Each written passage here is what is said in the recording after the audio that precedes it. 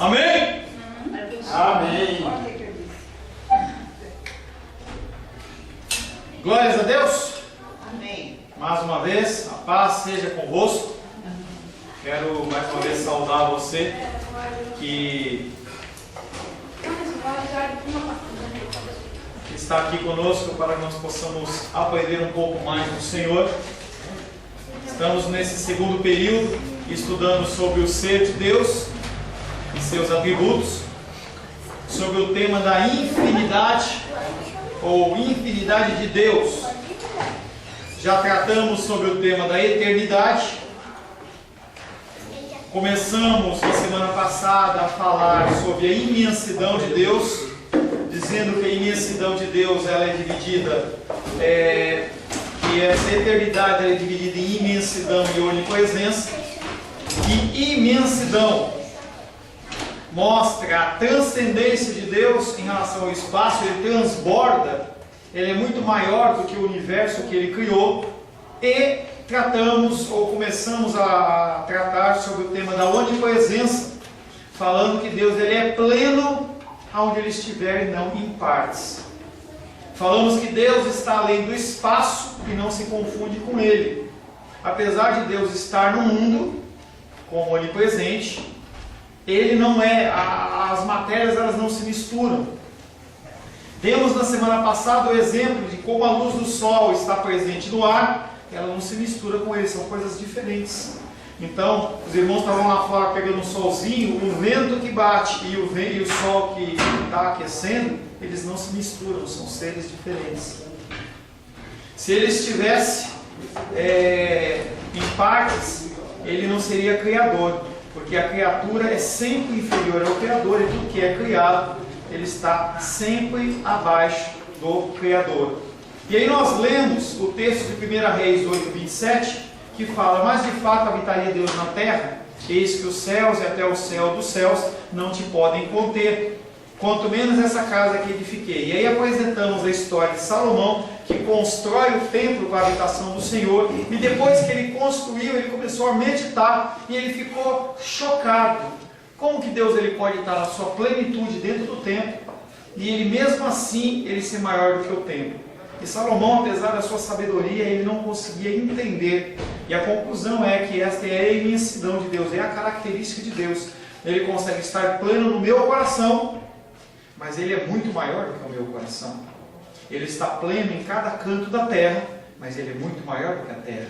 Ele está pleno em qualquer estrela, qualquer pedaço do universo, mas ele é muito maior do que o universo.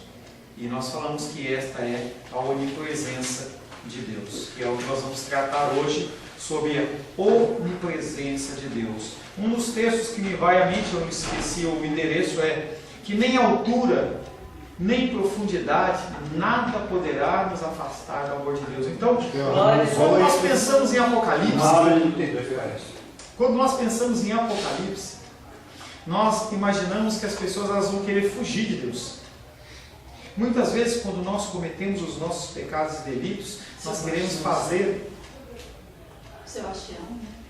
Não sei. Nós queremos fazer o quê? Encobrir as coisas. Mas tudo está patente aos olhos de Deus, porque os olhos de Deus estão sobre toda a terra. Aleluia. O termo onipresença sempre será usado para descrever a característica de infinidade de Deus, que faz com que ele tenha sua presença plena em cada parte do espaço. Em qualquer lugar Deus está pleno. No inferno, a ideia do inferno grego que a gente tem na nossa mente, de um diabo com um tridente, cutucando as pessoas num caldeirão, é totalmente errada. Porque Deus ele vai estar pleno. Mas como que Deus ele vai estar pleno sendo amor dentro do inferno? Lá vai ser justificado, vai ser manifestada toda a glória dele através da justiça e do julgamento. Da mesma maneira que se manifestou sobre a figura de Cristo, quando Cristo levou sobre si todos os nossos pecados. E naquele momento Jesus olha para os céus e fala: meu Deus, por que me desamparaste? Em que ele não tinha acesso ao Deus pela primeira vez e única na eternidade, antes da eternidade e depois da eternidade. E foi um momento de grande tristeza para Jesus Cristo. Da mesma maneira. Pastor, Vai, meu querido. o senhor disse, né, que Deus, embora seja plenamente amor, se manifesta a justiça dele lá no inferno. Mas considerando que os que vão para o inferno vão ficar lá eternamente, essa justiça, esse amor, ele não teria como resgatar, perdoar os que estão lá condenados eternamente? Teria. Mas e por que não vai fazer? Porque ele já escreveu dizendo que a palavra dele volta atrás. Da mesma maneira que quando ele determina sobre a vida da Edilene a salvação, e ele te resgatou, qualquer dia você pede pergunta do testemunho da Edilene. Da mesma maneira que ele te resgatou, independente do que você faça, o sangue do Cordeiro é sobre a sua vida.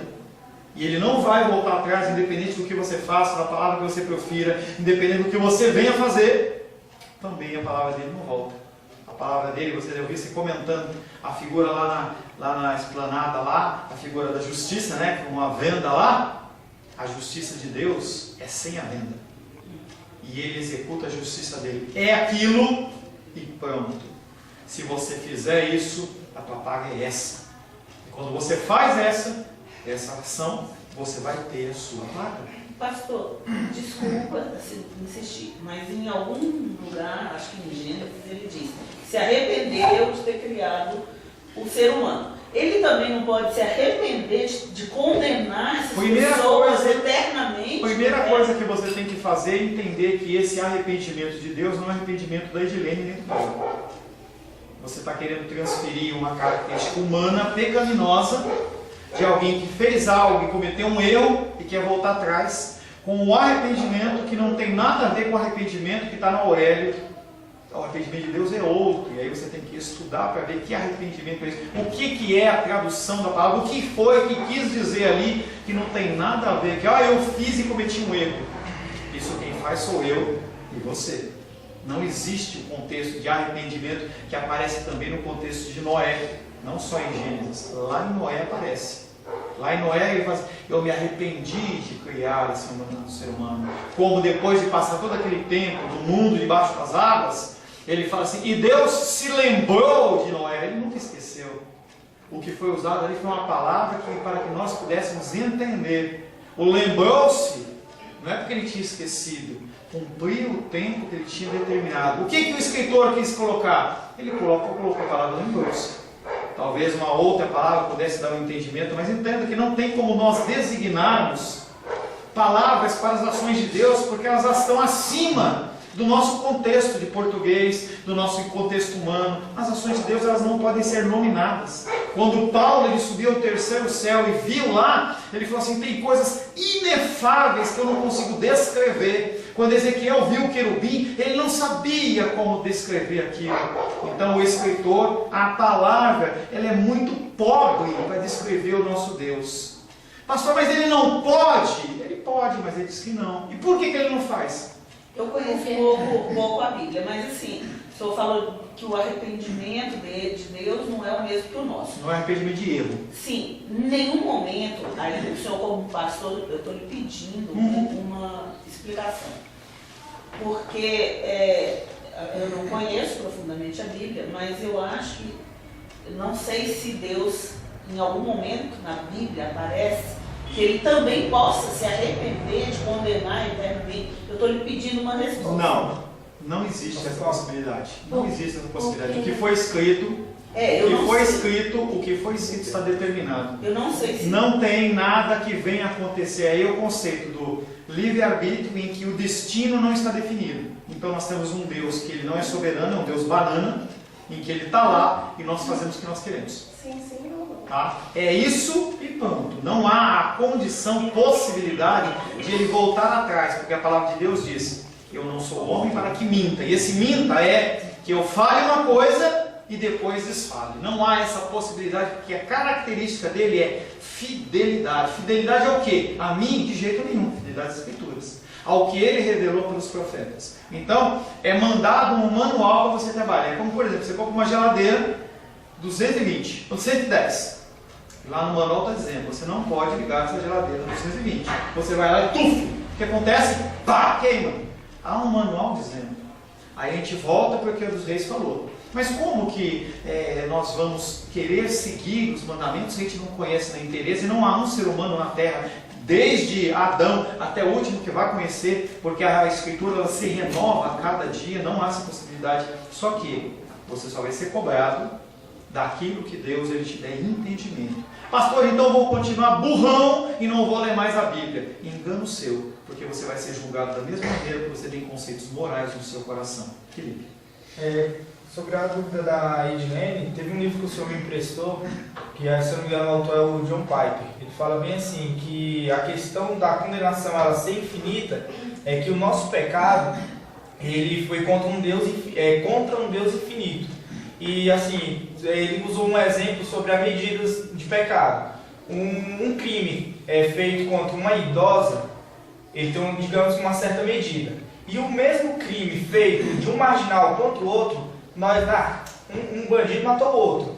E então, colocando essa medida por um pecado, você cometendo um pecado contra um Deus infinito, a nossa condenação é proporcional a quem nós cometemos. Se ele é um Deus infinito, a nossa condenação é infinita. Por quê? Ele é um Deus infinitamente belo, infinitamente amoroso, benigno. Então, o nosso pecado, segundo o autor, é que se ele é um Deus infinito, se ele foi infinitamente misericordioso com nós e nós repudiamos isso, a nossa condenação é da mesma maneira infinita. E isso, só um minutinho, só para completar o que eu vou te passar. Tá?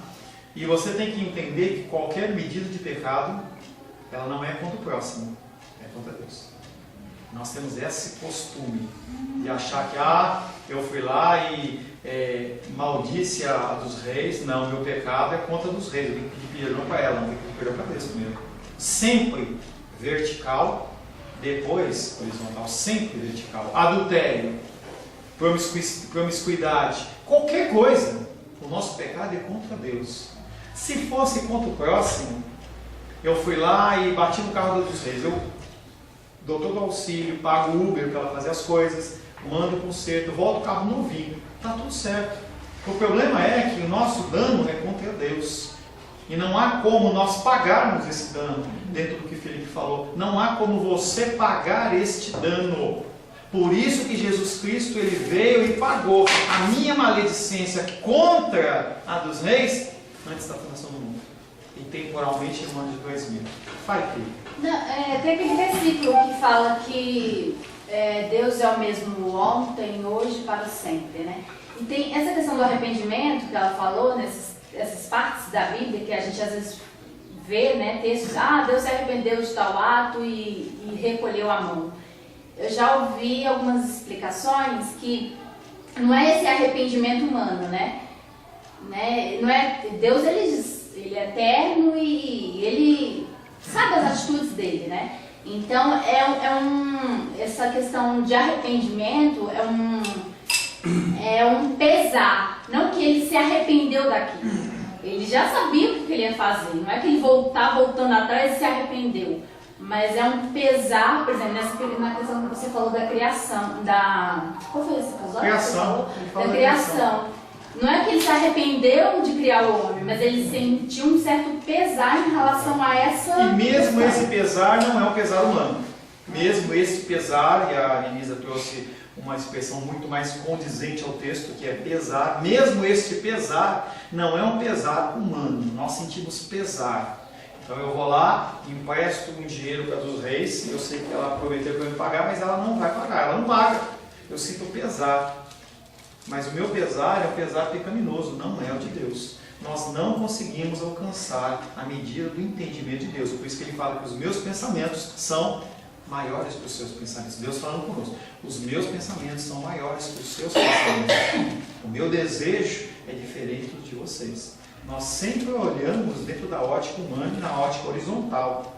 O dano que essas pessoas estão fazendo aí, roubando Petrobras e tudo mais, primeiramente é contra Deus. Decisões do Supremo que são fraudulentas, que sejam, eu não sei, a gente tem os elementos que nos são apresentados. Então a mídia ela tem essa possibilidade. Ela faz com que Jesus Cristo ele seja escolhido, preterido em detrimento de Barrabás. Você vê o poder da mídia? Tá? Eu não tenho acesso. Então o nosso julgamento ele é sempre um julgamento fragmentado. O único que tem um julgamento perfeito é Deus. Por isso que a gente tem que tomar muito cuidado quando nós executamos o julgamento, por mais que nós sejamos assediados por informações. Nós temos que tomar cuidado. Amém. Salmo 139, versos de 7 a 10. É um dos meus prediletos. Decora.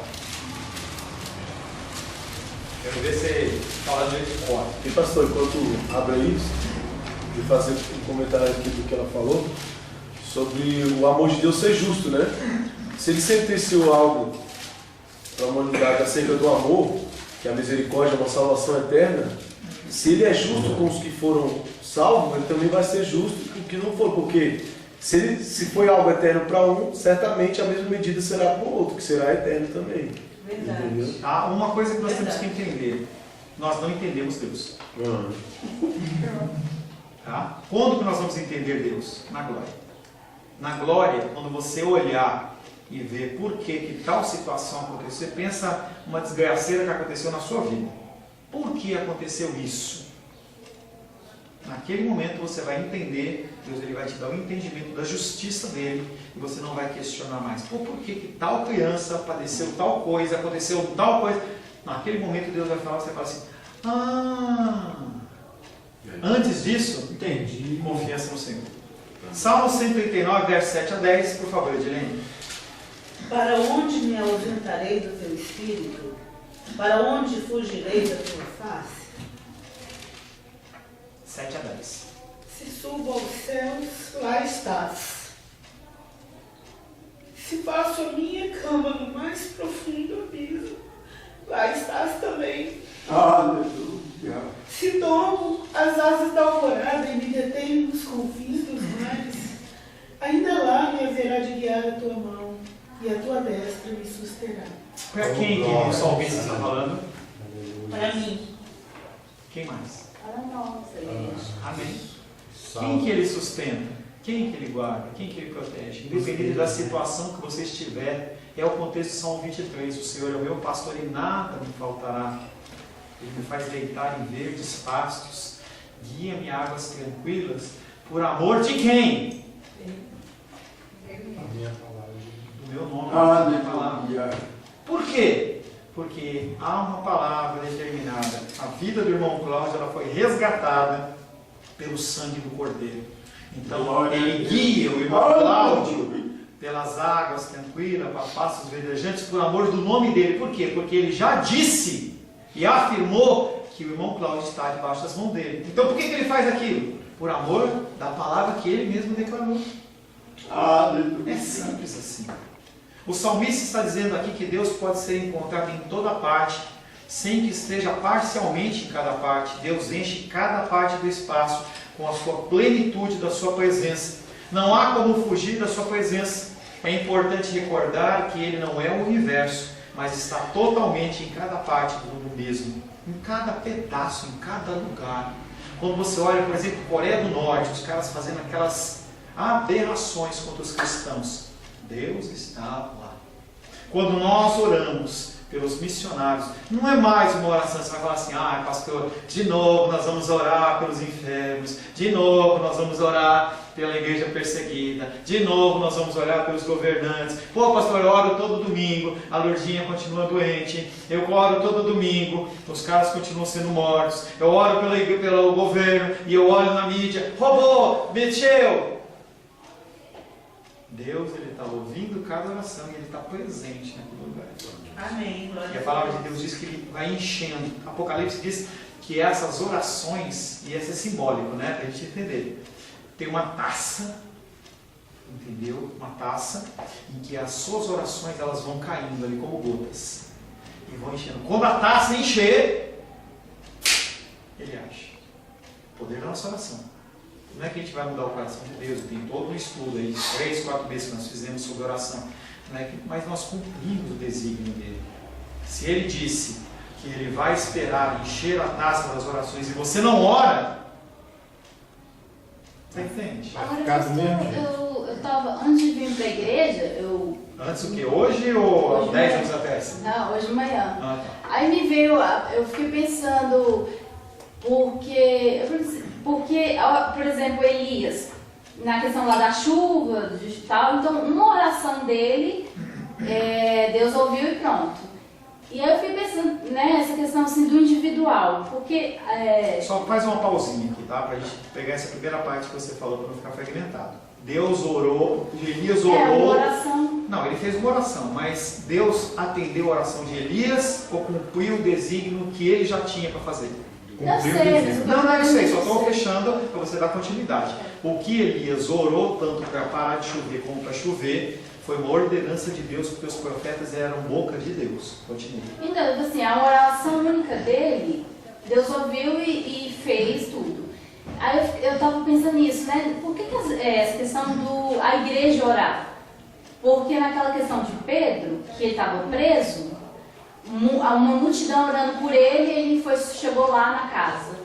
Né? Então, assim, se Deus ouviu uma oração de Elias, por que a gente às vezes... acho que é porque é o desejo de Deus que a gente tem essa comunhão dos irmãos porque não é a multidão de oração que faz a diferença. Eu não consigo entender isso. Entendo. Porque uma oração única, a única oração de Elias fez a coisa. Ele, como Deus, falou: eu quero que apenas uma oração de Elias seja feita e isso aconteça. No caso de Pedro, em que a igreja estava em contínua oração, ele o determinou: igreja, eu quero que não seja só um que ore, mas que seja toda a igreja que ore. É a soberania de Deus. Ele determinou que numa posição seja uma pessoa e na outra seja a igreja reunida. Como pode ser? Você entende a importância que pode ser de um ou pode ser multidão? Quando Estevão foi apedrejado, por causa da oração de Estevão, que Deus já tinha determinado, porque a ação de Estevão foi sobrenatural, em que o homem está sendo apedrejado e fala assim: Deus perdoa porque eles não sabem o que fazem. Isso não existe. Diante desse exemplo que eu estou falando, aí eu pensando assim, né, as coisas pessoais nossas, a gente acha que é pequeno, né, para as outras pessoas, a gente fala: então eu posso orar, eu e Deus me responder. Também. Né? E aí fica essa coisa, esse conflito, ou eu e Deus, ou levar a oração para a igreja. Né? Um e outro. Quando o apóstolo Paulo ele fala, quando você se apresentar a Deus, você se apresente com orações, súplicas, ações diversas. São tipos diferentes de oração. Tem a minha oração devocional, tem a minha oração particular, tem a oração da igreja, que é uma oração de concordância, tem uma oração que chama súplica, então eu falo: vamos orar pela nação, cada um ora e faz a sua oração. Tem oração de concordância, que eu falo: vamos orar, como a gente faz de manhã. São orações diferentes, em que a palavra de Deus nos exige, nos ordena que nós façamos. Quando fazer uma e quando fazer outra? Quando nós estivermos juntos, nós oramos. Quando você estiver sozinho, você ora. Mas não quer dizer que a oração sozinha sua, ela vai ser completa se você não fizer da igreja, ou você fizer só na igreja e não fizer em casa. Nós temos que fazer tudo, porque a palavra de Deus nos ordena todas as coisas. Como que eu vou saber se precisa de um ou precisa de 120? Eu não tenho a mínima ideia. O que nós temos que fazer? Seguir a palavra e continuar orando. Quando que Deus vai fazer? Não sei. A nossa obrigação é orar. Tá? O salmista está dizendo aqui, nesse Salmo 139, 7 a 10, que Deus pode ser encontrado em toda parte, sem que esteja parcialmente em cada parte. Deus enche cada parte do espaço com a sua plenitude. Não há como fugir da sua presença. É importante recordar que Ele não é o universo, mas está totalmente em cada parte do mesmo. Jeremias capítulo 23, versos 23 e 24. Sebastião, por gentileza. A gente pensou que você tinha ido, Seba, abduzido, e a gente tinha ficado aqui. Ele falou: um santo de Deus foi nesse campo. Está chegando a hora. Né? Jeremias 23, versos 23 e 24. Jeremias 23 e 24.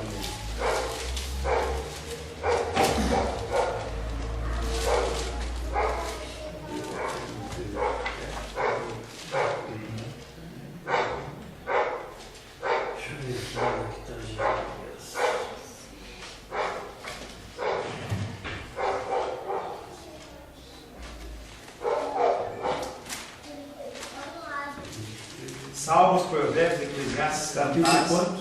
23, 23 e 24.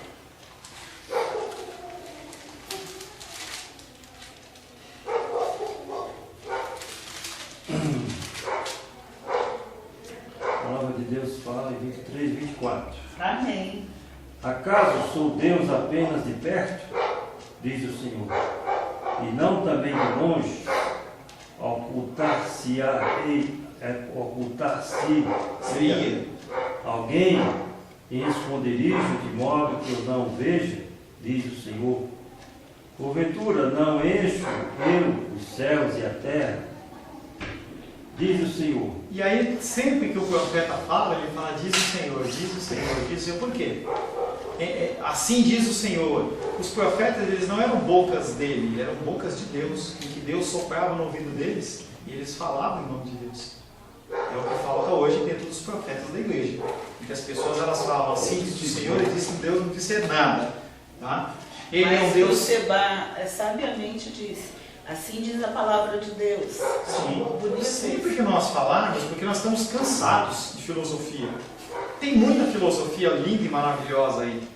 Quando nós estamos falando da palavra de Deus, assim diz a palavra de Deus, não sou eu que estou dizendo. Se você tiver que fazer algo por alguém, leia um texto bíblico. Leia um texto bíblico. Você pode até se equivocar na sua explanação, mas o versículo vai ficar gravado no coração da pessoa. Ele é Deus sempre presente, um Deus que está perto, porque nenhuma criatura pode fugir dos seus olhos, daquele que vê todas as coisas. Atos capítulo 17. Melísia, por gentileza. Atos capítulo 17, versos 27 e 28.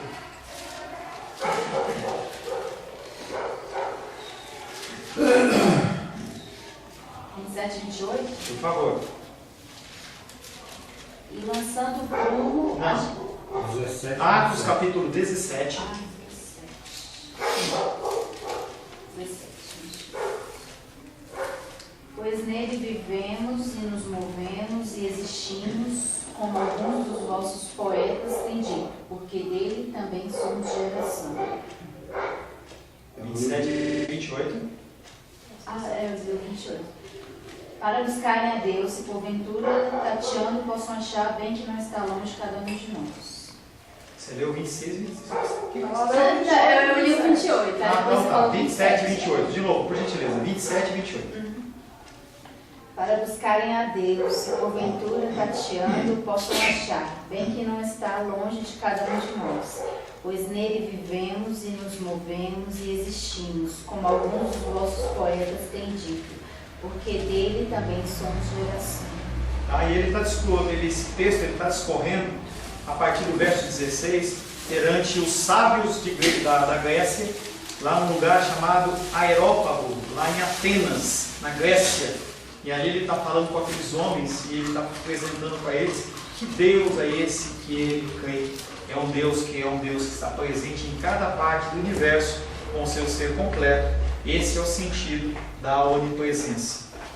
Opa, vai deixar uma caixinha aqui já? Há vários modos de se estar presente em um lugar. Nós vamos começar a trabalhar algumas características disso. Há algumas coisas que precisam ser ditas a respeito da presença das coisas num determinado lugar. Então, esse copo, ele está em cima de um aparador, que está em cima do púlpito.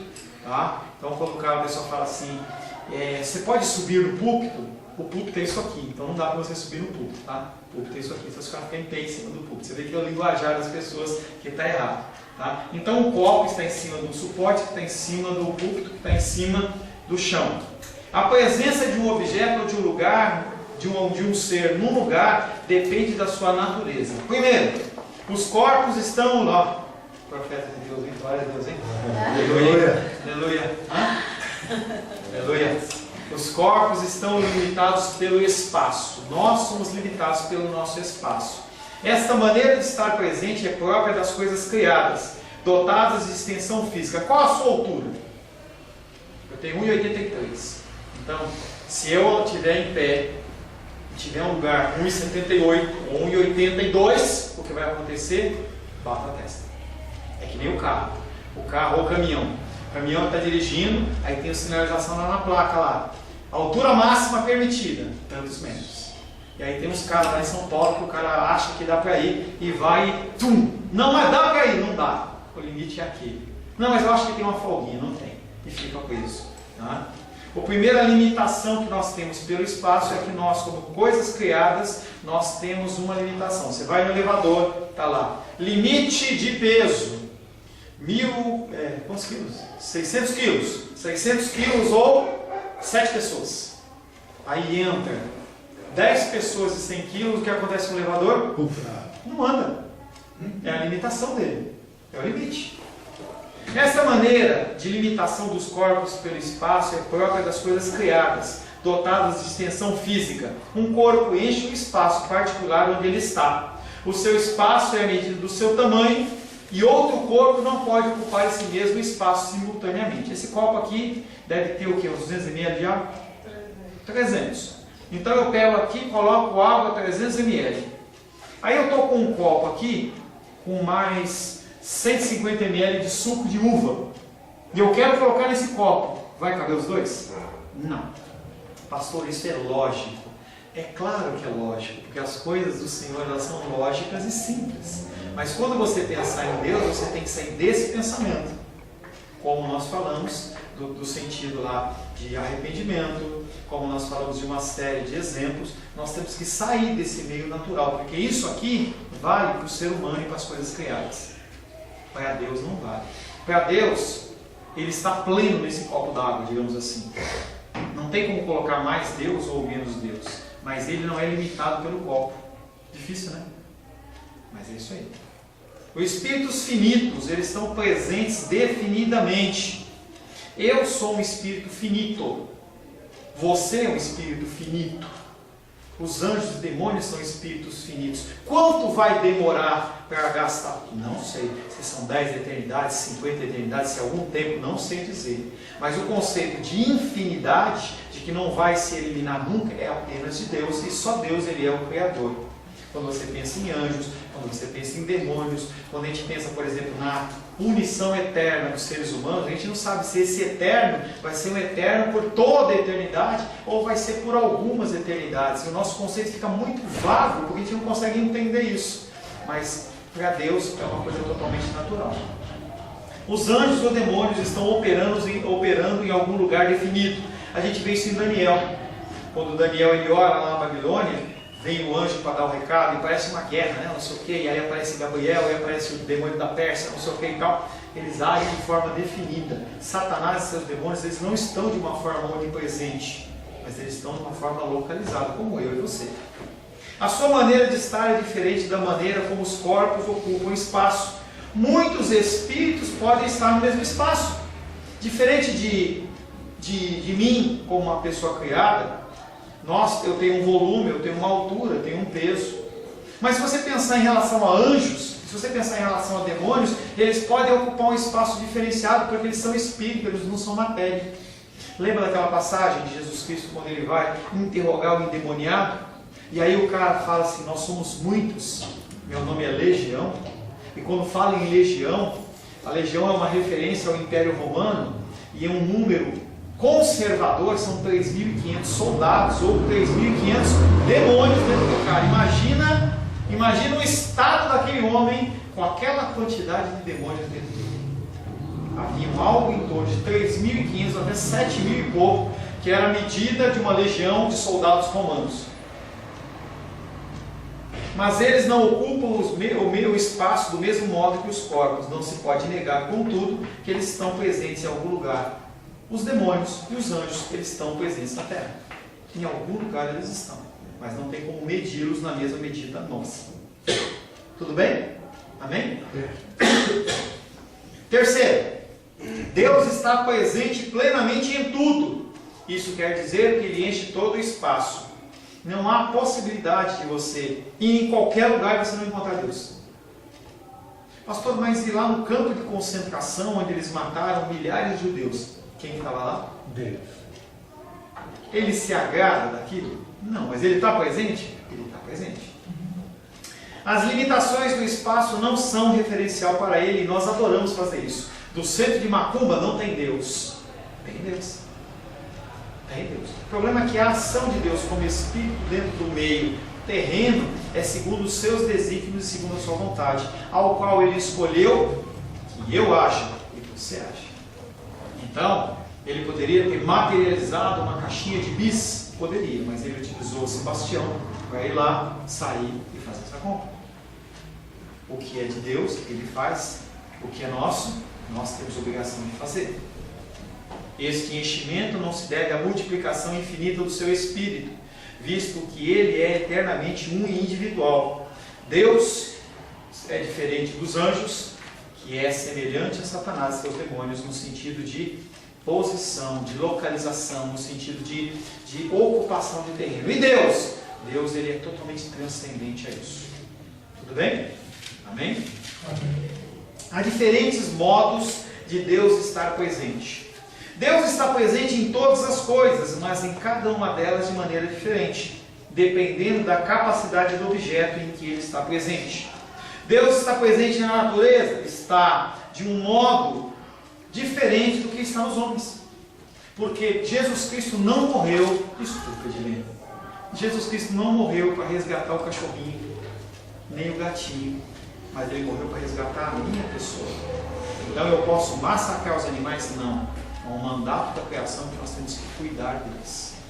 Mas quem é a primazia da coisa? O ser humano.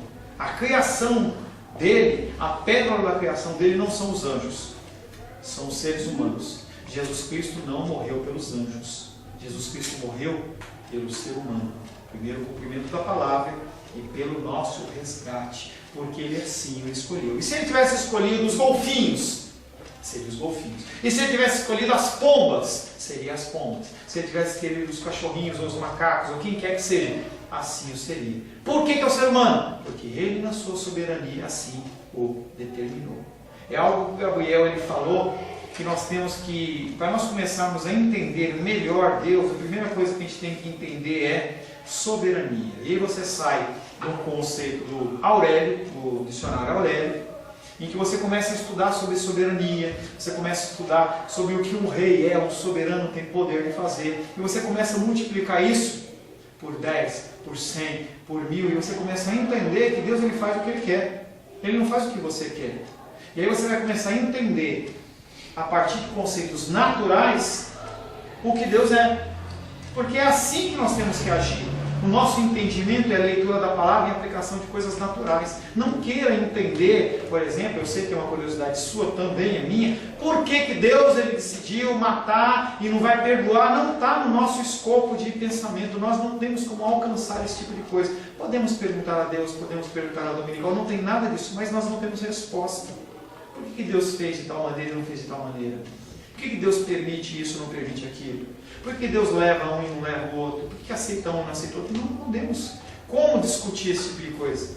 É a mesma coisa quando a Edilene começou a falar assim, eu não tenho conhecimento inteiro da Bíblia, nem eu. Tá? Mas quando ela me pergunta, ela entende que eu sei mais que ela. Mas o meu conhecimento perante dela pode ser maior, mas perante Deus é nada. E nós temos que entender esse tipo de situação. E nós temos que acalmar o nosso coração em relação às coisas que não são da nossa alçada. E nós cuidarmos do que é da nossa alçada.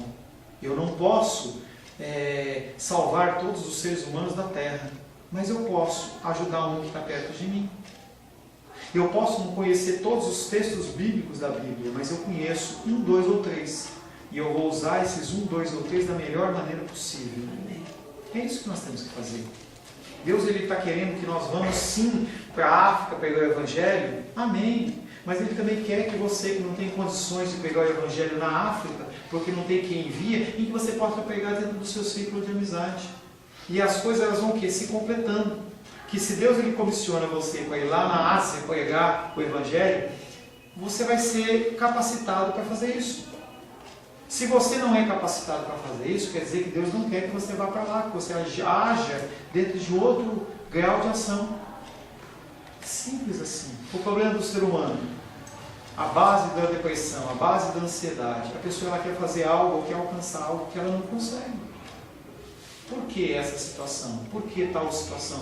Por que isso? Por que aquilo? Mas eu não tenho como mudar. Então eu vejo o cenário da política nacional, o que eu posso fazer? Eu posso ser uma pessoa ativa nas mídias sociais? Amém. Eu posso ser uma pessoa que me candidata para ser um deputado, alguma coisa? Amém. São posicionamentos. Mas hoje eu não tenho condição como essa. Minha condição hoje é orar. Eu não vou abandonar um rebanho que Deus me deu para eu ir para o cenário político, porque Deus me comissionou de outra forma. Então a minha forma de agir é essa. E nós temos que encontrar a nossa forma de agir para que os nossos corações eles possam ficar menos inquietos. Amém? Só um segundo. Um segundo, acabou. Eu acho assim que é uma forma, conforme a sua caminhada com Deus, né? Assim, é um descanso para a mente e o coração, a gente não ficar mais brigando, tentando entender Deus. Assim, as dúvidas que vêm na mente, seja em relação à sua vida, ou seja em relação ao mundo, a alguma situação, a Bíblia, não sei, você coloca nas mãos de Deus e fala assim, Deus, se o Senhor quiser me ensinar, me levar a entender essa situação, entender isso, tudo bem. Mas não ficar brigando na mente, brigando com Deus, com seus sentimentos para tentar entender aquilo. Mas é muito mais você desfrutar da presença de Deus, do seu reino, da obra. É um descanso isso. Então não ficar brigando, querendo entender aquilo. Porque como o Paulo falou, que a gente só vai entender algo muito mínimo, que é só na glória que a gente, se Deus, Ele vai revelar os porquês de tudo. Então, é muito mais você o desfrutar do que querer ficar brigando com Deus e brigando consigo mesmo, com a sua mente. É muito desgastante, então é muito melhor você desfrutar e a dúvida que a pessoa tiver, colocar nas mãos de Deus. Deus, se você quiser aqui me fazer entender, sim, se não, descansar, sabe? É muito desgaste ficar nessa briga, nesse conflito. Concordo com você parcialmente. Eu digo que sim e não. Concordo com você que nós não temos que brigar, e aí brigar você está num nível muito maior.